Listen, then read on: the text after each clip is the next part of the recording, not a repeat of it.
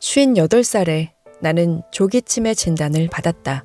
치매를 진단받고도 2권의 책을 내고 강연을 하며 강렬한 마음으로 매 순간을 살았다. 안개가 낀 듯 정신이 흐릿한 날에도 나를 지탱해준 것은 내일은 더 나아지리라는 희망이었다.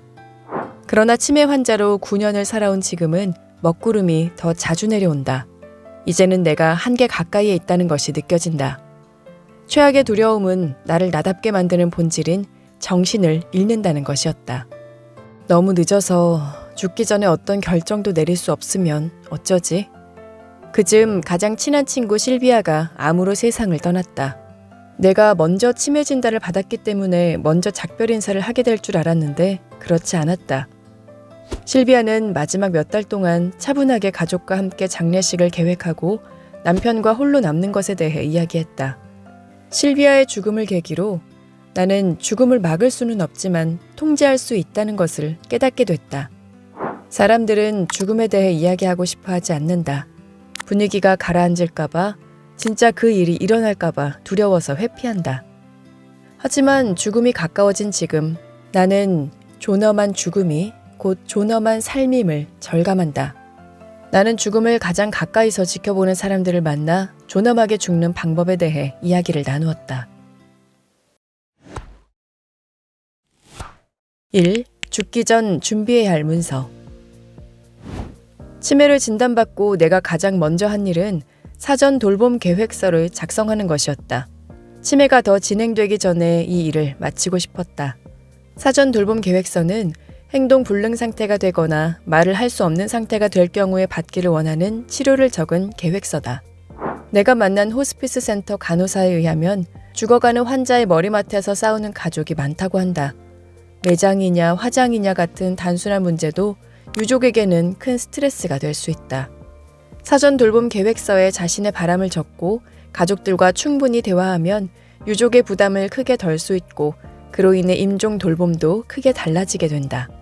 그런데 사실 사전 돌봄 계획서라는 문서는 없다. 이는 유언장일 수도 있고 치료를 거부한다는 결정을 담은 문서일 수도 있다. 장기 기증, 디지털 유산 처리, 반려동물 보호 방법 등도 사전 돌봄 계획에 포함된다.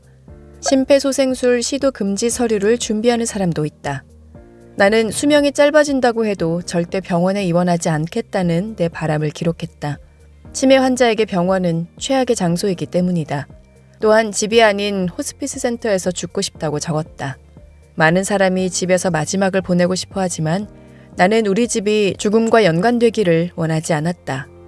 대부분 사전 돌봄 계획이 복잡하고 막연해서 작성하기를 꺼린다. 하지만 이를 작성해 놓는 것만으로도 원하는 방식으로 죽음을 맞이하는 데 도움이 될 것이다. 2. 존엄하게 죽을 권리. 조력 사망.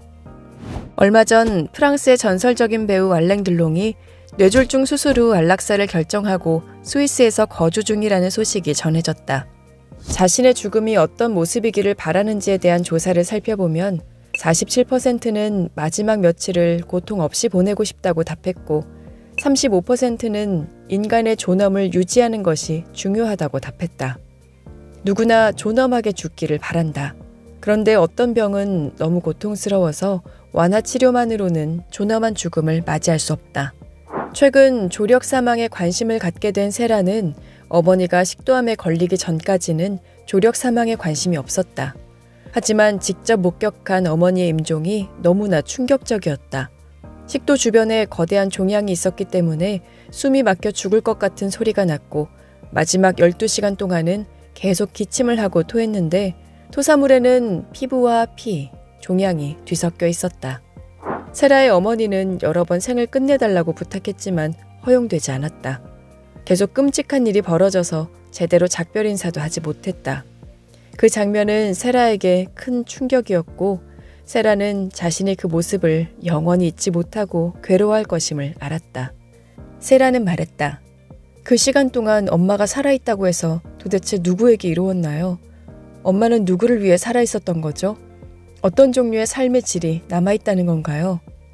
견딜 수 없는 통증에 시달리는 불치병 환자, 자율성을 잃은 채 그저 생명을 연명하는 사람들 역시 존엄하게 죽을 권리를 요구한다. 캐나다와 미국 11개 주를 비롯한 스위스, 벨기에, 룩셈부르크, 네덜란드 등에서는 의료진이 일정 요건에 부합한 환자의 죽음을 돕는 의료 조력 사망에 대한 법률을 시행하고 있다. 의료 조력 사망에 대해 조사하던 중 나는 한 가지 특이한 사실을 발견했다. 캘리포니아주 법에 따르면 말기 질환자는 의사에게 삶을 끝내는 약을 요청할 수 있는데 약을 받은 사람 중 3분의 1은 약을 복용하지 않았다고 한다. 처방약의 약 3분의 1이 사용되지 않은 양상은 의료 조력 사망을 합법화한 미국의 다른 10개 주에서도 일관되게 나타났다. 안락사 약의 3분의 1이 사용되지 않은 이유는 무엇일까? 조력 사망 약을 처방하는 의사 캐서린 포레스트는 설명했다. 조력 사망을 선택할 수 있다는 사실을 아는 것만으로도 사람들은 마음의 짐을 크게 덜게 됩니다. 죽음에 대한 선택권이 있다는 것을 알면 덜 불안해지고 사랑하는 사람들과 더 많은 시간을 보낼 수 있어요. 마지막에 자신의 바람이 이루어지리라는 것을 알면 남은 삶에 집중하며 즐겁게 살아갈 수 있는 것이다. 언젠가 다가올 죽음이 강하게 느껴질 때, 그리고 그 죽음의 모습을 스스로 결정할 수 있을 때, 그때야말로 존엄한 삶을 완성할 수 있다. 마지막까지 삶의 주인이기를 바라는 치매 환자의 고백. 생애 마지막 당부. 이 콘텐츠가 도움이 되었다면 구독과 좋아요를 눌러주세요.